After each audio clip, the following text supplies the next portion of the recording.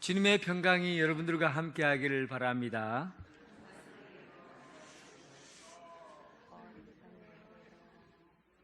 오늘은 마르틴 루터가 종교개혁을 일으킨 지 지금 506년째 되는 해입니다. 많이 됐죠?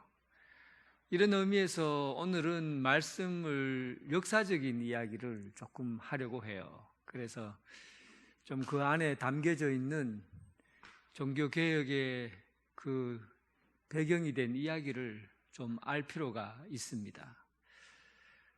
이스라엘에서 선교 활동을 하고 있는 선교사님이 그곳에서 한 30년 동안 생활했는데, 지금 이스라엘과 그 아프가니스탄 하마스 무장단체와 전쟁을 하고 있잖아요. 그때 거기 안에서 함께 생활했던 그 선교사님 이야기가 그렇습니다. 이슬람 사람들을, 주민들을 개인적으로 대해보면 사람들이 너무 착하대요. 그리고 또 좋은 일을 하려고 굉장히 애를 쓰는 걸 봤다는 거죠. 사람들이 대체적으로 순수하고 착하다는 거예요. 그런데 왜 그런가 봤더니만 이슬람 교리가 그게 그렇게 착하게 살 수밖에 없는 교리가 있어요. 이슬람 사람들은 자기가 한 행동에 따라서 천국과 지옥을 가게 되거든요. 그래서 하늘에는 천사가, 두 종류의 천사가 있습니다. 한 종류는 나쁜 짓을 하면 그 나쁜 짓을 기록하는 천사가 있어요. 그리고 좋은 일을 하면 선한 것들을 옮기는 천사가 따로 있습니다. 그래서 예를 들면 변인덕이가 오늘 좋은 일을 했어요. 돈 20원을 주어서 파출소에 가다 줬습니다. 칭찬을 받았어요. 착한 일 했는 아이가 변인덕이구나 하고, 누가 그다 기록하겠어요? 천사가 기록을 해요. 또 내가 변인덕이라는 아이가 지나가는 갑주를 주먹으로 때렸어요. 얼굴에 상해를 입혔다고요? 그러면 악한 천사가 그다 뭐라 적습니까? 이놈 변인덕이가 아를 때렸다, 갑주 얼굴 둥 부었다, 이렇게 기록을 하는 거죠. 그래서 이제 모든 사람은 착한 일을 하면 착한 천사가, 나쁜 일을 하면 또 나쁜 일을 적는 천사가 기록을 한다고 생각을 했어요. 그러니까 기록을 해서 나중에 죽으면은 저울을 올려놓고 적어온 내용들을 재는 거예요. 저울에다 놓고. 그러면 착한 일을 많이 했으면 어떻게 될까요? 천국으로 가고, 나쁜 일을 많이 했으면 지옥으로 가는, 이런 교리가 있어요. 근데 문제는 여기에 대해서 내가 얼마나 착한 일을 했는지 나쁜 일을 했는지 모른다는 거예요. 모르면 죽는 것이 두려울까요? 아니면은 자신과 용기가 있을까요? 두렵지요. 어떻게 내가 착한 일을 더 많이 했을까? 나쁜 일을 많이 해서 두려우니까 진짜 열심히 착한 일을 하고 열심히 사는 거예요. 그런데 이 사람들의 극단적인 이런 이슬람 교도들 중에는 이런 얘기를 하는 거죠. 지하들을 통해서 순교를 하면 저울에 잴 필요도 없이 바로 천국으로 직행한다. 그러니까 이 사람들이 바로 천국으로 직행하니까 정말 온순하고 착하게 살던 사람이 가슴에다가 폭탄을 품고 이마트에 들어가서 터뜨리는 거예요. 가슴에 폭탄을 들고 들어가서 병원에 가서 터뜨리는 거예요. 왜냐하면 자기가 여기서 폭탄을 터뜨리고 죽으면 순교자가 되고, 이 순교자는 이 천사들에게 이 저울질을 하지 않고 바로 천국으로 직행한다는. 여러분, 신앙생활을 그냥 하는 게 아닙니다. 제대로 알고 신앙생활을 해야 되지. 그냥 무조건 믿으면 된다고, 아무 곳에 가서 아무 것이나 믿으면 된다고 생각하고 살면 안 된다는 거예요. 믿음의 세계는 정말 지혜로운 삶의 판단이 필요한 겁니다.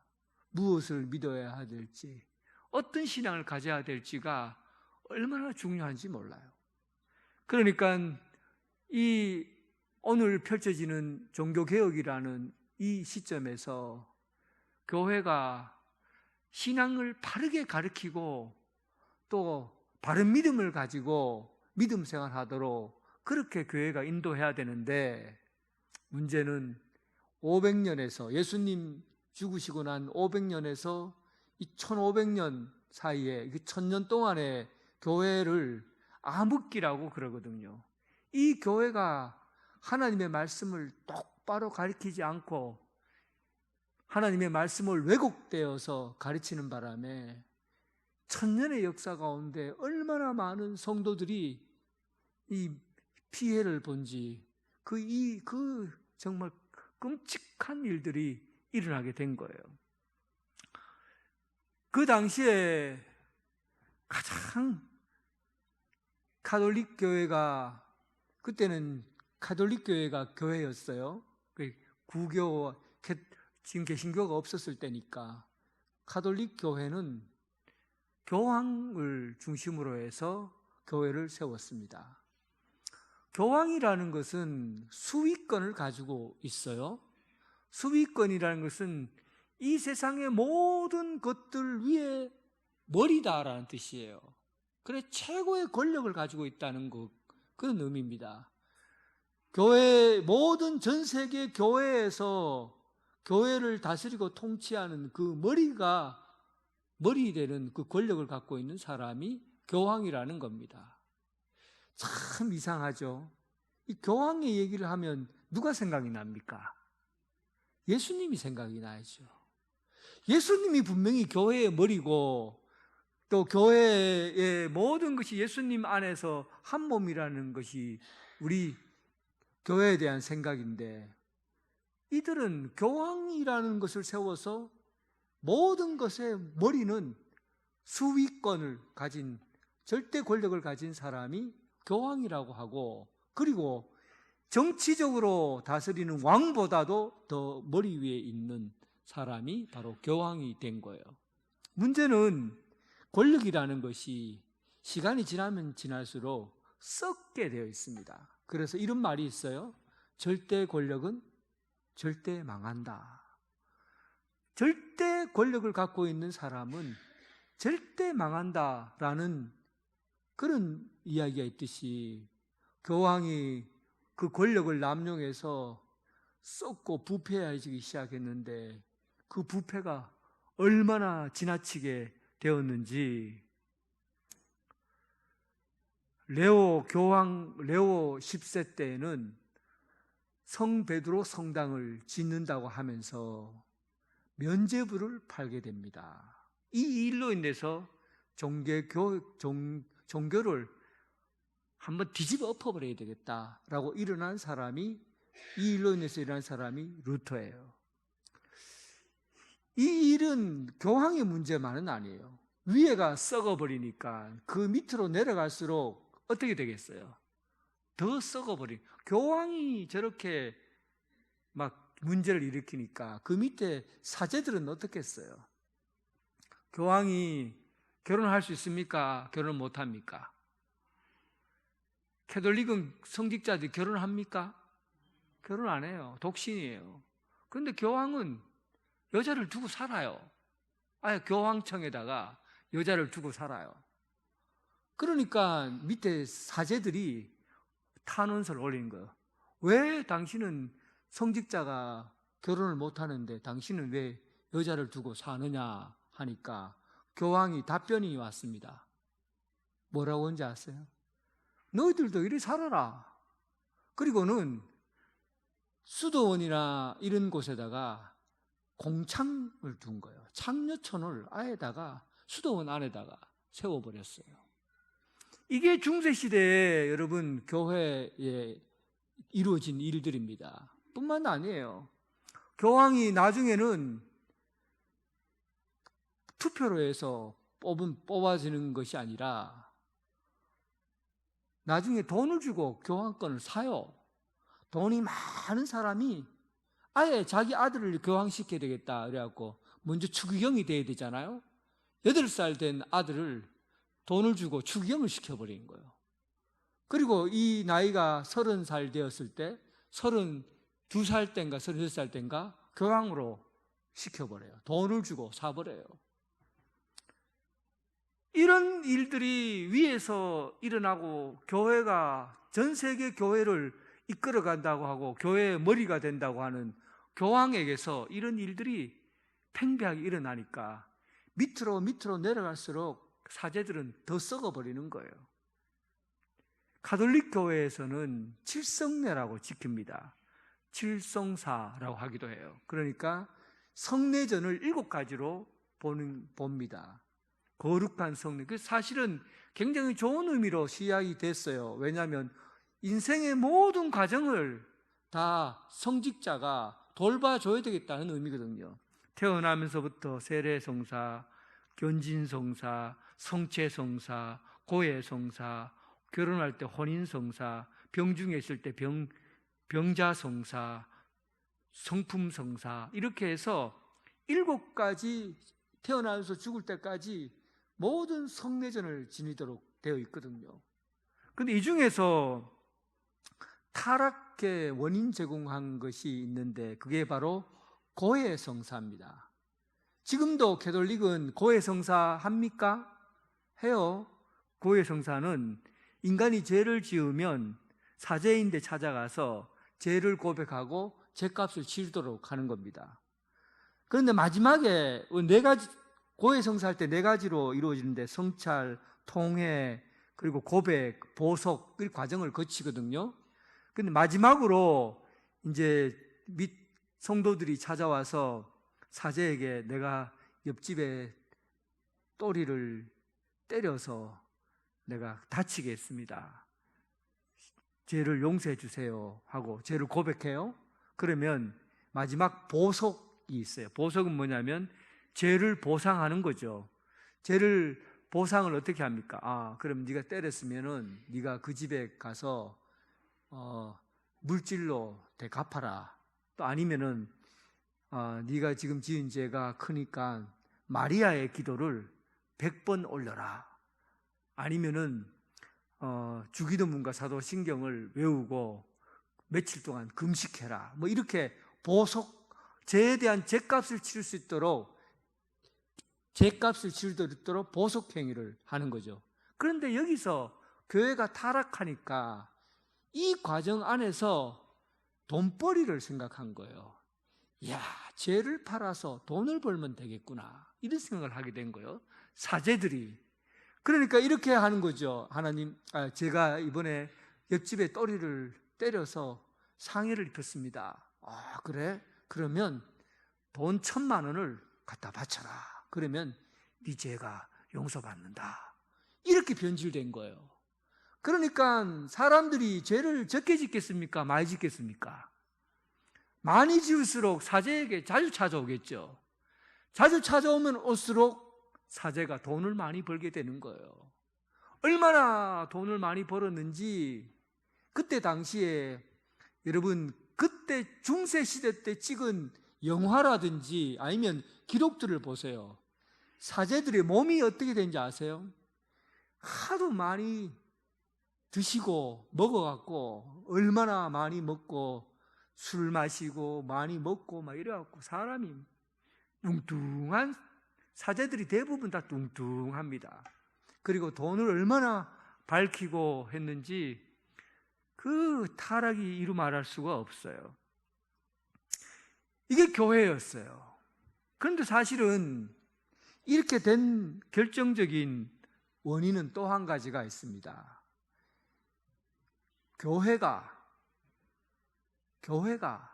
교황이 먼저 이런 일을 위해서 이 교리를 이용해서 돈벌이를 했기 때문에 그래요. 특히 연옥설이라고 있어요. 가톨릭 교회 교리에서 천국과 지옥 사이에 있는 연옥이라는 것을 두었습니다. 연옥이라는 그 교리가 성경에 나오는 이야기입니까? 안 나오는 얘기입니까? 성경에 기록되어 있지 않은 내용이에요. 그런데 가톨릭에서는 연옥이라는 교리를 세워놨어요. 연옥은 어떤 사람이 가느냐 하면 먼저 하나님의 뜻대로 살지 않고 그냥 대죄를 지은 사람은 연옥 안 갑니다. 바로 직행으로 지옥으로 가죠. 그 다음에 순교자들, 하나님의 말씀을 잘 전하고 순교한 사람은 연옥에 가지 않아요. 바로 어디로 갑니까? 천국으로 바로 가요. 그런데 하나님과 관계를 맺고 사는데, 그런데 완전하게 죄를 씻지 않고 죄가 좀 남아 있어요. 그런 사람들은 연옥에다 대기하고 있는 거죠. 여러분들 중에 기도할 때 이렇게 기도하는 사람들 있죠? 하나님 아버지, 알고도 지은 죄, 또 모르고 지은 죄를 다 용서하여 주십시오. 이렇게 기도하잖아요. 그런데 모르고 지은 죄가 진짜 있기 때문에 그렇게 기도하는 거죠. 여러분들도 실제로 알고 지은 죄도 있지만 모르게 지은 죄 있습니까? 없습니까? 모르고 지은 죄들이 사실은 있거든요. 그게 찝찝한 거예요. 그러니까 이런 찝찝한 것들을 연옥이에 가서 풀라는 거죠. 네가 모르고 지은 죄는 죄사함을 안 받았으니까 그 죄를 사하려면 어떻게 해야 되느냐 하면 거기서 땀을 뻘뻘 흘려 일해서 그 기간이 찰 때까지 열심히 노동을 해서 정화시켜라. 이것이 바로 연옥이에요. 이 사실을 교회가 이용한 것이죠. 또 가톨릭 교회 교리에는 중요한 공덕의 창고라는 게 있습니다. 공덕의 창고는 뭐냐 하면, 가톨릭은 순교한 사람을 성인이라고 해요. 그리고 사람의 공이 있고 덕이 있는 사람을 성자라고 합니다. 그래서 성 바오로, 그리고 성 베드로, 또 성자라는 거죠. 성 마리아, 요셉, 또 이제 아우구스티누스, 성 어거스틴, 또 성 프란체스코, 이렇게 성자를 붙인 것은 다 성인이라는 뜻이에요.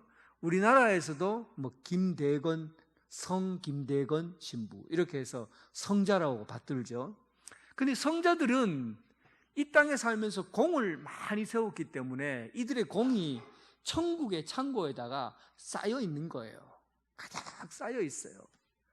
그 천국에 쌓여 있는 이 성인들의 공덕은 누가 이용할 수 있느냐 하면 교황과 교회가 열쇠를 가지고 있는 거예요.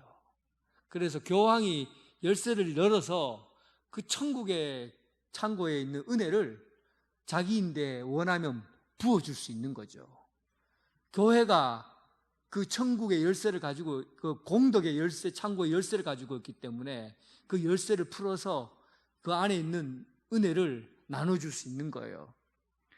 결국은 이 일로 인해서 너희 부모가 연옥에서 지금 이러지도 못하고 저러지도 못하고 지금 고통을 겪고 있지. 그러면 연옥에 머물지 않고 바로 천국 가는 방법이 있다.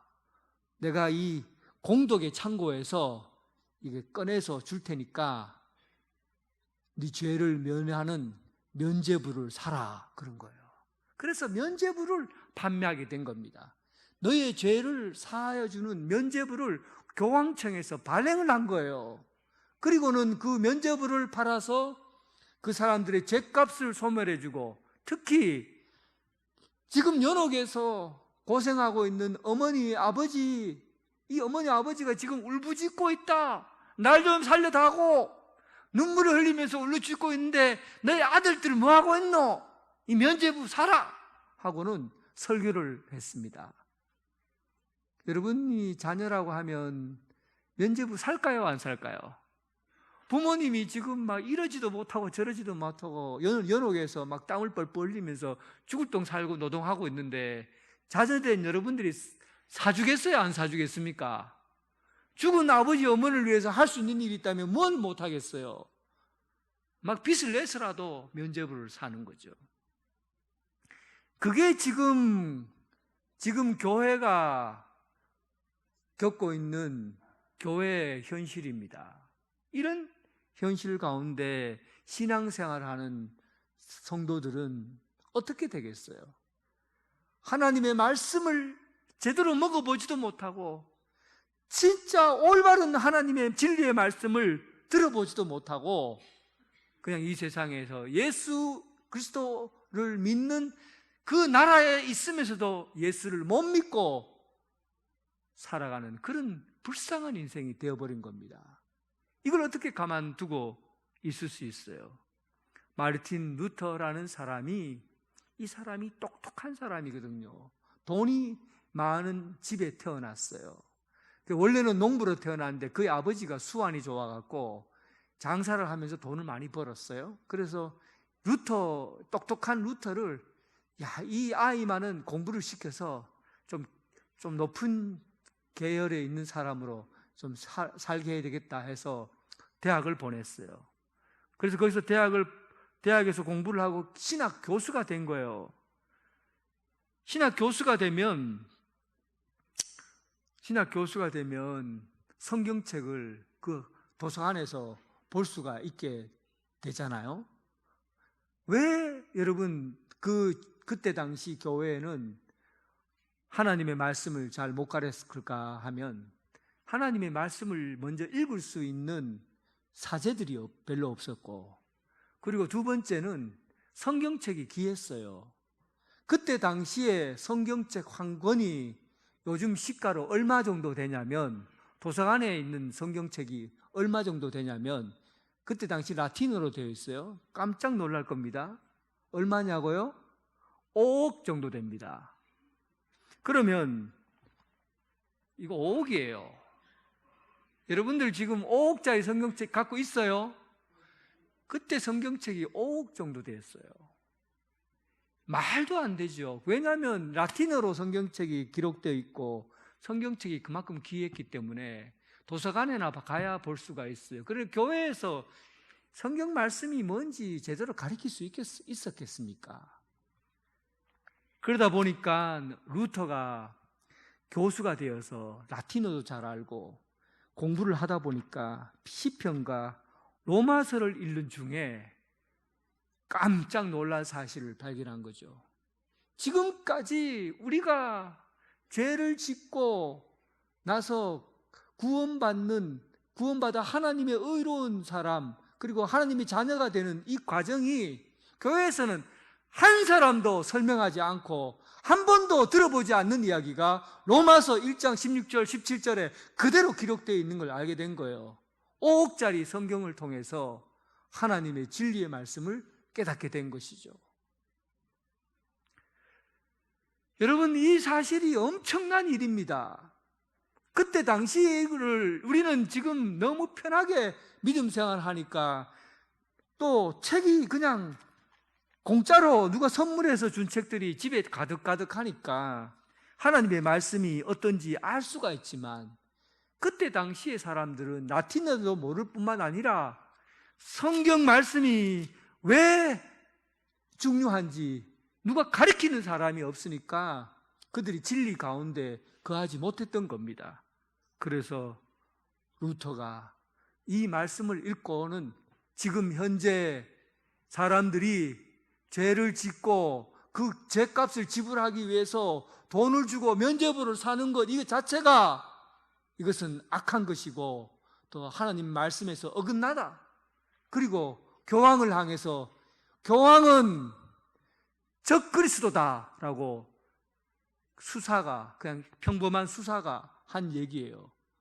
교황은 적그리스도다. 하나님의 말씀을 자기 마음대로 해석하고, 그리고 성도들에게 사제들이 똑바른 말씀을 가르쳐야 되는데 하나님의 말씀을 제대로 가르치지 않고, 어떻게 의인이 돈을 주고 면죄부를 사야, 내가 공로를 가지고 무슨 선한 일을 해야 구원받고 의로운 사람이 되느냐, 이런 말도 안 되는 이야기를 하는 그들을 향해서 95개의 반박문을 붙이게 된 겁니다. 여러분, 우리 어릴 때 유년주일 학교만 다녀도 지금 로마 가톨릭에서 행했던, 중세시대 때 행했던 그 엉터리 같은 신학들을 우리는 그것이 잘못되었다는 걸 압니다. 여러분 이 노래 아세요? 은연주일학교 다녔던 사람들은 다 알아요. 돈으로도 못 가요 하나님 나라, 힘으로도 못 가요 하나님 나라. 거듭나면 가는 나라, 거듭나면 가는 나라, 하나님 믿음으로 가는 나라, 믿음으로 가는 나라, 하나님 나라. 로마서 1장 16절 17절, 우리가 믿음으로 어렵게 된다는, 믿음으로 말미암아 우리가 하나님의 예수 그리스도의 의가 우리에게 전가되고, 그리고 전가된 그 의는 하나님께서 네가 믿는다는 것을 인정하시고, 어렵다는 것을 인정하시고 하나님의 자녀 되었다는 것을 우리에게 말씀해 주신 그 이야기를, 어린아이도 다 아는 말씀을 그때 교회 중세시대의 성도들은 무지한 채 믿음 생활을 하게 된 겁니다. 하나님의 말씀이 얼마나 귀한 줄 알고, 또 우리가 구원받는다는 것은 오직 예수 그리스도를 믿음으로 구원받는다는 이 외에 사실, 그 외의 것은 아무것도 없다는 사실을 정확하고 명확하게 말씀으로 이 세계를 개혁하려고 했던 것이 바로 루터의 종교개혁입니다. 오늘 여러분 인생에 하나님의 말씀으로 여러분들의 삶이 변화되고, 오직 믿음으로, 오직 은혜로 구원받는 성도로 살아가는 여러분 되시길 주님의 이름으로 축원합니다. 찬송가